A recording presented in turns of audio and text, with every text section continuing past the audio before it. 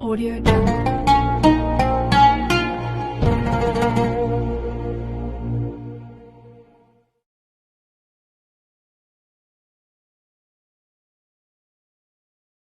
Ya misalnya subuh qul huwallahu lagi, zuhur qul huwallahu lagi, asar qul huwallahu lagi, sampai ikhlas banget gitu kan? Ya, maghrib sampai isya qul huwallahu lagi. Sebetulnya Allah melatih kita setiap hari supaya mendapatkan manfaat dari Quran. Bagaimana caranya? Kata Allah, saya berikan hidayah. Hudan ini saya paksa semua orang Islam mendapatkannya. Lewat apa? Lewat sholat. Sholat itu ciri iman yang pertama. Iman itu tanda pertama bagi orang takwa. Orang takwa disebut dengan muttaqin. Taqi satu orangnya, muttaqin jamaknya. Iman kepada Allah yang tak nampak disebut alladzina yu'minuna bil ghaib. Tanda iman pertama salat, wa yuqimunas shalah. Digabungkan muttaqin alladzina yu'minuna bil ghaib dan wa yuqimunas shalah. Al-Baqarah ayat kedua didahului dengan kata hudan. Dzalikal kitabu, Al-Qur'an.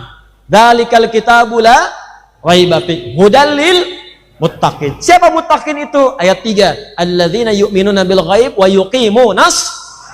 Makanya ketika kita sholat, kan kita baca Quran. Silahkan cek, nggak ada orang sholat nggak baca Al-Quran. Coba antum baca Al-Fatihah sehari 10 kali, 11 kali. 11. Yang 11 angkat tangan. Yang 10 17. Jadi kalau 10 kali patut dipertanyakan. Kemungkinan besar sholat Isya dan Maghrib nggak sholat dia. Karena rumus sholat itu 24, 4, 3, 4. Duanya sholat subuh, ya kan? Zuhurnya 4, asar 4, 3 maghrib, 4 isya. 2 tambah 4, 6. Tambah 4, 10. Tambah 3, 13. Tambah 4, 17. 17 rakaat. Setiap rakaat baca Al-Quran, minimal Al-Fatihah. Silahkan cek.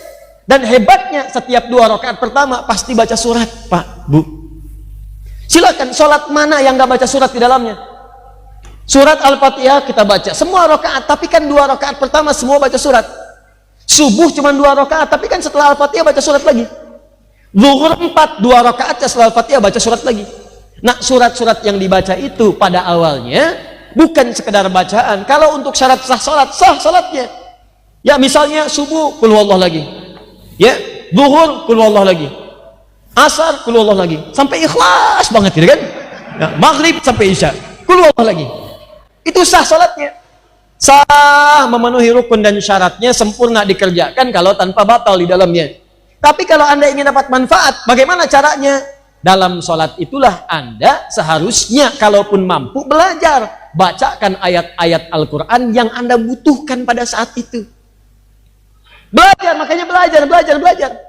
Misal Nabi Zakaria misalnya kan dicontohkan oleh Allah. Saya sering sampaikan, pernah belum mendapatkan keturunan, maka beliau salat bermohon kepada Allah. Ayatnya abadi sifatnya. Ada di Quran surah ketiga ayat 38 sampai 39. Nabi Ayub pernah sakit, dia abadikan doanya di Quran. Quran surah 21 ayat 83 sampai 84. Nabi Yunus pernah kemudian disakiti sampai dilempar ke dalam perut ikan paus. Ada persaingan. Ya, sampai disingkirkan, disungkurkan ke dalam perut ikan paus. Doanya ada, doa diselamatkan dari tangan orang-orang jahil yang sifatnya bisa menyakiti. Ya, Quran surah 21 dari ayat 87 sampai 88-nya.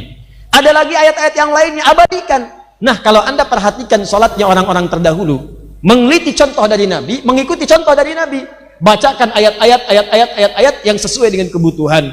Jadi begitu Anda sholat duhur misalnya, pekerjaan sedang sulit, belum terselesaikan, cari ayat-ayat kemudahan. Bacakan Al-Insyirah, Alam nashrah laka sadrak, ya, wada'na anka wizrak. Bacakan sampai dapat kemudahan. Inna ma'al usri yusra. Ada orang-orang menjahili, bangun sholat malam, bacakan ayat-ayat tahajud. Al-Isra ayat 78 misalnya, dari ayat 79 sampai dengan 80-nya.